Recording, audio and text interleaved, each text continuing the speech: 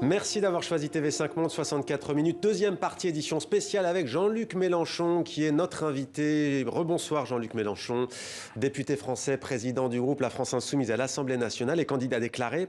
Vous avez d'ailleurs été l'un des premiers à vous lancer dans cette course à la présidentielle de 2022. On ne l'a pas encore dit, mais ce sera la troisième fois. C'était Madame Le Pen la première et puis moi. Et vous aviez fait dernier. Un peu plus de 11% la première fois, 19% passé la deuxième fois. On verra donc en 2022. En attendant, vous avez gagné. Je le disais, c'est ce que vous dites. Vous dites que vous allez gagner. On va voir, vous avez beaucoup de concurrents. Ça va être compliqué, mais en attendant, je disais en début d'émission que non, ça va me faciliter les choses. Plus il y en a. Plus vous disiez que vous aviez un tempérament méditerranéen. On va voir pourquoi. Sophie Goldstein dresse un aperçu de votre parcours, de votre vie.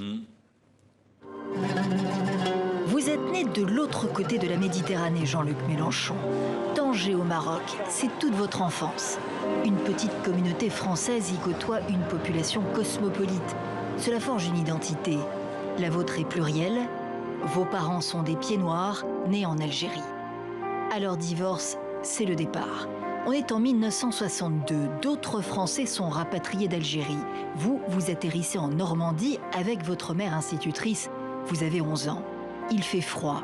On vous traite de bico, racontez-vous. Le racisme ne s'oublie pas lorsqu'on le prend en pleine face. Vous en tirez une force, plutôt discret jusque-là, Jean-Luc Mélenchon. Vous découvrez une passion au fil des ans, la politique. Passage trotskiste, séjour au Parti socialiste, aile gauche. Vous admirez François Mitterrand, qui a su faire l'union de la gauche. Vous voici en 1997. Je m'en tiens à la leçon que m'a donnée peu de temps avant qu'il disparaisse, celui dont j'avoue avec fierté qu'il était un maître à penser pour moi, le président Mitterrand. Il me dit, le président Mitterrand, ne cédez jamais. Marchez votre chemin. Je marche, monsieur. Sénateur tribun à 35 ans, ministre du Peuple à 49. Je dis bonjour, moi aussi je suis bien élevé, vous savez, je suis de gauche, mais je viens de banlieue, mais je suis bien élevé. Et insoumis professionnel à 70. Je suis le représentant des têtes dures, des insoumis, de ceux à qui on ne la fait pas une deuxième, une troisième, une quatrième fois. Votre objectif, capter le vote des déçus de la gauche, abstentionniste et dérivé vers l'extrême droite, qui travaille à se redonner une virginité. Plus difficile à réaliser que l'ubiquité. Et maintenant, à Paris! Les nouvelles technologies, ça vous rajeunit une image. La colère fait partie de vos outils de communication politique. Vous l'avez facile, la colère. Lorsque des agents de l'État viennent perquisitionner votre domicile et le siège de votre parti, vous hurlez « La République, c'est moi ». Nous ne sommes pas des voyous, nous sommes des militants politiques. Cela vous vaut 3 mois de prison avec sursis et 8 000 € d'amende pour rébellion et provocation. L'enquête sur vos comptes de campagne 2017 est toujours en cours. Quelques mois avant, l'échec à la présidentielle vous a laissé sonner. Devancé par Marine Le Pen au premier tour de la présidentielle. Duel Macron-Le Pen au deuxième. Une consigne de vote, vous vous y refusez. Le message que vous envoyez dans l'entre-deux tours, Jean-Luc Mélenchon, c'est que l'extrême droite et le ni droite ni gauche d'Emmanuel Macron se valent. C'est irresponsable pour de nombreux Français. Et vous revoilà candidat. 3e tentative, ce fut la bonne pour Mitterrand et Chirac. Ça va vous paraître un peu curieux, mais jamais je me suis senti aussi prêt à gouverner que maintenant. Pour peser à gauche, il ne vous reste plus qu'à rassembler. Vous battez déjà campagne, mais sur le long fleuve intranquille vers l'Élysée, c'est loin d'être gagné. Ben là, tu vois bien où ça pousse, le vent. Oui, c'est ça.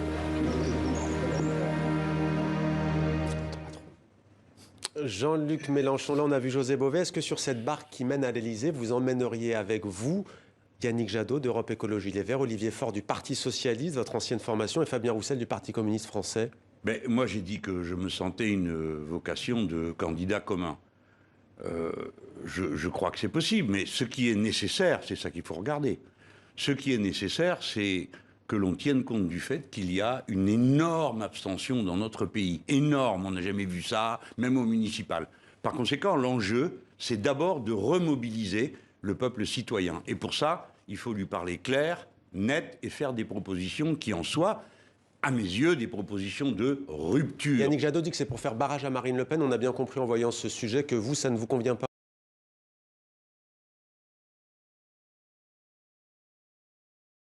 Castor. Mais c'est quoi la condition pour tenter de réunir les barrage. gauches? C'est quoi la condition importante pour vous pour réunir les gauches? Mais je ne pose pas le problème comme ça, si vous le permettez. Ça, c'est d'autres qui le posent et qui, d'ailleurs, en faisant ça,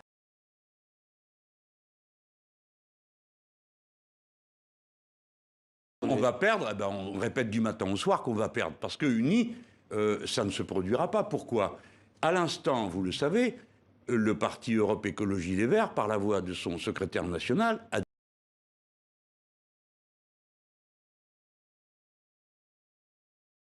ça veut dire que la discussion à propos d'un candidat commun est clos. Et je ne veux pas jeter de pierre. Il a été un peu recadré, semble-t-il. Parce que, écoutez, je ne veux pas lui jeter de pierre parce que ce serait hypocrite. Je suis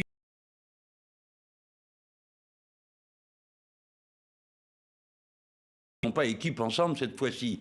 Les socialistes auront un candidat. Peut-être auront-ils comme candidat le candidat des écologistes, comme ils ont fait la dernière fois. Mais c'est pas ça le sujet. Les gens s'en fichent de savoir qui est avec qui.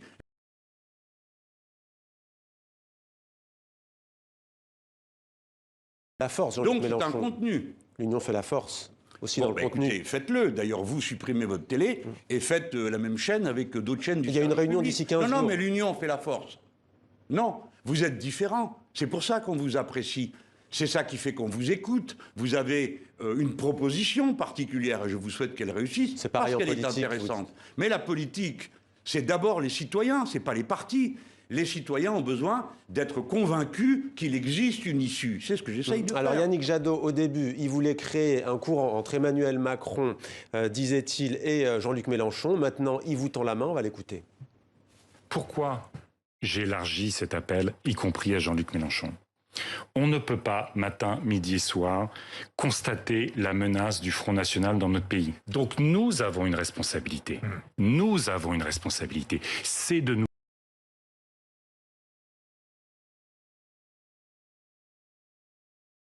au péril que je viens de citer pour les Françaises, pour les Français, de leur offrir, dans ce moment d'incroyable tristesse, de leur offrir une espérance d'alternative politique. Je voudrais... Voilà, Jean-Luc Mélenchon, vous étiez... Il a le droit de le penser, mais et même d'avoir un projet, puisqu'il dit qu'il est temps d'y penser, mais ça va. Moi, j'ai un programme, il s'appelle l'Avenir en commun, il est complété, en ce moment on publie, vous savez, des brochures qui permettent de discuter chaque point du programme, et je propose de ne pas biaiser avec les questions. Oui ou non, on arrête avec la monarchie présidentielle. Ça va, vous avez compris cette fois-ci ce qu'est un monarque présidentiel avec son conseil de défense? Oui ou non? Est-ce que l'Europe, on leur dit stop avec les traités actuels, parce que quand il y a une crise, vous voyez bien qu'on ne les applique même plus. Et ainsi de suite.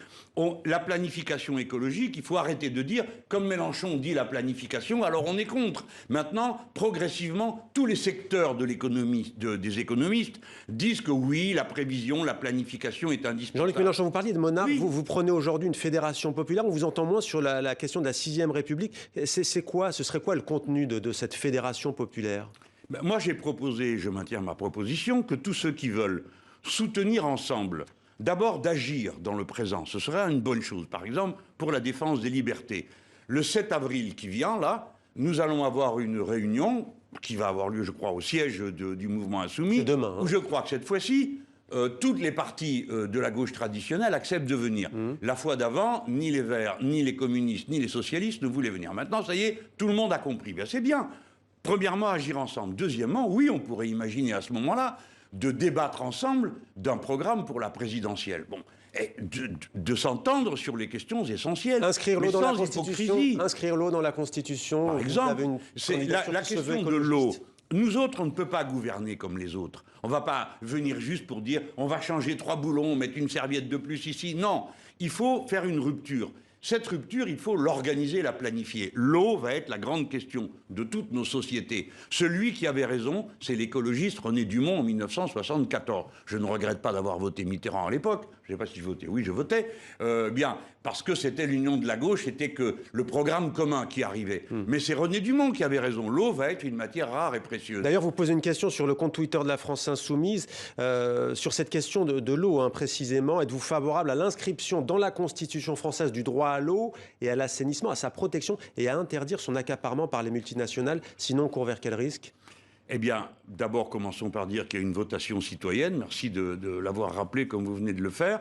Le risque, c'est même plus un risque, c'est une réalité. Vous avez déjà des zones en France qui sont en stress hydrique. Il n'y a plus d'eau, ou il y en a moins, et on amène de l'eau en camion, ou on achète des bouteilles. Mais ça ne se voit pas, ça ne se parle pas. On se dit, ah ben c'est une crise provisoire. Non, maintenant nous sommes entrés dans la longue durée, dans cette pénurie d'eau. Alors en France, c'est moins violent que dans d'autres pays du monde, mais le processus est en route. Par conséquent, arrêtez de perdre de l'eau en route, arrêtez de faire du profit dessus, garantir à la fois aux gens qu'ils puissent en avoir, et puis qu'on la traite différemment, qu'elle soit moins impure, moins surchargée de glyphosate, de plastique et de toutes ces choses. Tout ça, c'est du travail, c'est pas juste des phrases et dire il y a qu'à Faucon, il faut s'y mettre. Donc ça veut dire, pardon, mais prendre la pelle, la pioche, creuser des tranchées, mettre des canalisations, épurer l'eau. Peut-être aussi que vos voyages en Amérique du Sud vous ont renforcé cette fibre, si l'on peut dire écologique. Vous y serez bientôt en Équateur, notamment pour soutenir le candidat socialiste au deuxième tour de la présidentielle.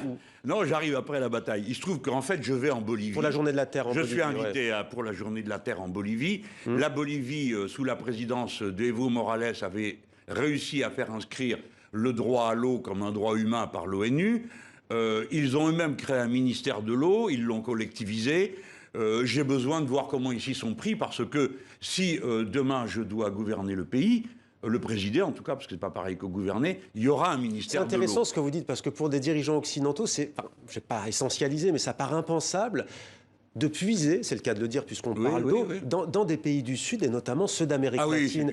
Et vous assumez totalement ce fait d'aller en Amérique du Sud, même si parfois on vous dit mais attention, le chavisme c'est ça, le côté bolivarien. Non mais vous inspirez vraiment de ces politiques latino-américaines. Déjà merci, parce que vous avez raison de dire que je m'inspire, c'est pas un modèle. Je sais très bien que la Bolivie, l'économie bolivienne et la française n'ont rien à voir, et ainsi de suite.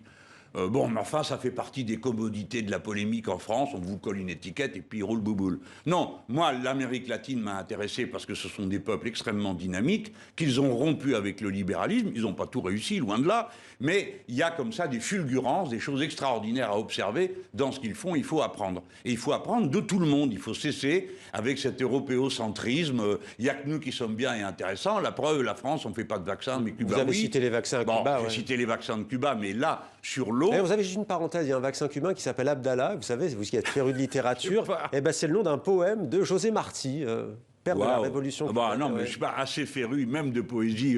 Ma spécialité dans la poésie, c'était le XVIe siècle français. Donc, pas la poésie cubaine. Non, mais pour revenir sur les Cubains expériences latino-américaines. On fait une chose extraordinaire, franchement, quand l'histoire va se dérouler, pendant qu'ils étaient sous embargo et continuent à l'être, ils ont réussi à développer la médecine et à en faire un atout qui fait que cette petite île, toute petite île, est présente dans le monde. Alors vous devez vous demander pourquoi on montre Raúl Castro, l'ex-président Lula, qui va peut-être se représenter, et Hugo Chavez. Mais le socialisme du XXIe siècle, est-ce que ce ne serait pas Lula, peut-être, selon vous ? Chacun marche son chemin et trace sa voie. Les conditions sont tellement différentes. Nous sommes un pays de 67 millions d'habitants. Le Brésil, ils sont 200 millions d'habitants. Ils étaient la 10e puissance du monde. Nous étions la 6e jusqu'à une date récente. La France dispose, par rapport à ces pays, pardon de le dire, d'un avantage. Et c'est pas rien de tout ce qu'on dit d'habitude. C'est d'avoir une masse de jeunes gens formés, ingénieurs, cadres de tous les niveaux, capables de faire bifurquer notre économie sans trop de casse. Eux ont la difficulté de manquer de personnel qualifié intermédiaire. Les Brésiliens moins que les autres parce qu'ils sont très forts. Mais dans tous les autres pays, c'est un problème. Donc on doit apprendre, mais pour autant on ne doit pas mépriser les autres. Ils font des choses extraordinaires. Jean-Luc Mélenchon, on va parler là dans un instant du Sahel, mais un défi dans cette entrevue. Est-ce que vous pouvez en 40 secondes me dire, c'est vrai qu'avant, quand il y avait un chef d'État en France, on se disait il est gaulo-mitterrandien, le général de Gaulle, François Mitterrand, Jacques Chirac aussi, par exemple, dit-on qu'il y avait une politique arabe de la France qui n'était pas calquée sur la politique américaine. Et puis rupture avec Nicolas Sarkozy, ensuite avec François Hollande, aujourd'hui Emmanuel Macron, on ne sait plus trop. Vous, c'est quoi votre colonne vertébrale? Alors, les trois là, d'abord, disons que les trois là étaient atlantistes, pas moi. Si je devais à tout prix me rattacher à la tradition d'autres, je me sentirais beaucoup plus proche de ce qu'a fait François Mitterrand ou le général de Gaulle. Je suis un indépendantiste français. Ni Washington, ni Moscou? Exactement, ni personne. Alors, s'entendre avec tout le monde, c'est l'autre version de l'autre volet de l'affaire. Mais courir derrière les États-Unis d'Amérique, d'abord les États-Unis d'Amérique vous méprisent quand vous faites ça parce que c'est une grande puissance, donc ils méprisent les lèche-bottes. Et bon, non, il faut tracer son chemin, la France a des atouts, il faut s'entendre avec les Russes, c'est des partenaires. Alors, qu'on n'aime pas M. Poutine, c'est une autre question. Personnellement, en Russie, je soutiens un de ses opposants. Bon, Sergueï Oudaltsov, le président du Front de gauche. Mais c'est pas le sujet, on pactise avec des nations. C'est pas nous qui allons choisir les gouvernements des autres. Pour la paix du monde et la prospérité du monde. On vous écoute, Jean-Luc Mélenchon. Parlez avec les Chinois, arrêtez de se coller aux Qataris et aux gens de l'Arabie Saoudite. Eh ben justement, oui, ils sont là. Justement, vous allez écouter, regardez. Nous sommes en guerre, quels sont les objectifs? Disons-les clairement, je veux dire d'une certaine manière, vous savez comme moi, madame, monsieur le ministre, que nous nous retirerons un jour. Personne dans cette salle ne dit, nous sommes là pour toujours. Qui est notre ennemi au Mali? Qui? Parce qu'il ne suffit pas de dire les djihadistes. Moi, je pose une autre question. Qui paye ces gens-là? Personne ne fera croire que les malheureux qui sont maintenant achetables pour peu dans une carrière militaire autour du lac Tchad qui se vide et où la catastrophe écologique devient une catastrophe politique. Qui les paie? Il faut nommer l'ennemi qui paye, parce que qui paye commande. Alors, nommez-les, Jean-Luc Mélenchon. Merci, c'est un très bon résumé. Hein. Mais vous ne les nommez pas, là. Nous savons, parce que je n'ai pas tous les moyens de savoir, et si je les ai, je ne veux pas rendre plus difficile la situation de mon pays, quand même. Je tiens compte de ça. J'essaye de tenir un cap. Pour ce qui concerne... Alors moi, j'avais posé la question en interviewant, c'est un anglicisme, pardonnez-moi, en posant la question à François Hollande à l'Élysée, c'était un sommet sur Boko Haram. Je lui avais posé cette question de révélation du canard enchaîné qui disait que des monarchies du Golfe arabo-persique payaient. Il m'a dit, je n'ai pas vos informations, et François Hollande répondait aussi via, ça peut être possible, via des associations caritatives. Ça ne m'étonne pas de lui.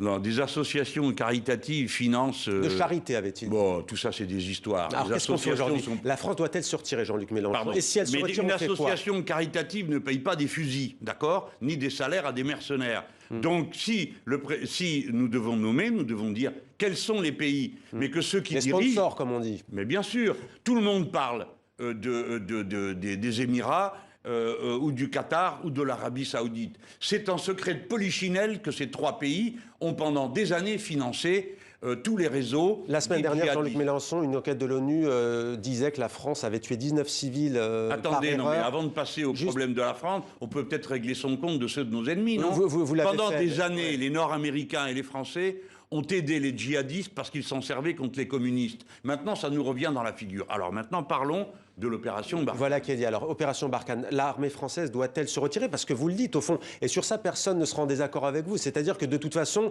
on n'a pas vocation à rester ad vitam aeternam. Mais si on se retire, on fait quoi ? Écoutez, le problème est que personne ne nous demande de nous retirer du jour au lendemain. Ce serait absurde, puisqu'une guerre est en cours de route. Il faut donc en régler les causes. La première est diplomatique.